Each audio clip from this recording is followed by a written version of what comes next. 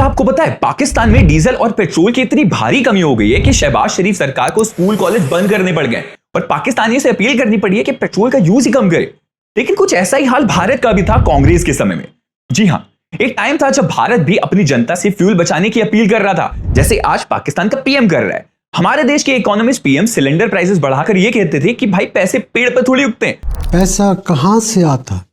पैसा पेड़ों पर तो लगता नहीं है। वहीं कांग्रेस एमपी रेणुका चौधरी तो एक कदम और आगे निकलते हुए एलपीजी सिलेंडर होने को एक प्रिविलेज करार देती हैं और गरीबों को इससे वंचित कर देती हैं। आप क्या कहना चाह रहे हैं कि आप इतने गरीब हैं कि आप 900 रुपये नहीं दे सकते सिलेंडर के लिए?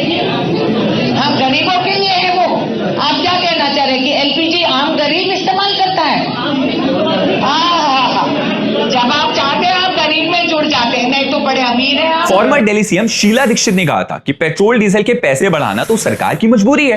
वहीं हमारे देश के पेट्रोलियम मंत्री ने देशभक्ति की एक नई परिभाषा दे दी थी। उनका कहना था कि पेट्रोल बचाना ही असली देशभक्ति है। Sir, have you suggested that there be petrol pumps in the cities mainly between 8 a.m. and 8 p.m.? We'll be launching it on 16th of this month.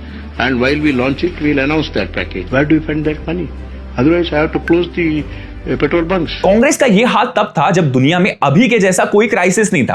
फिर जब कांग्रेसी चमचे ये कहते हैं कि गोल्डन एरा ऑफ यूपीए वापस लाओ, तब शायद उनका मतलब यही होता है कि भारत को पाकिस्तान जैसा बना दो।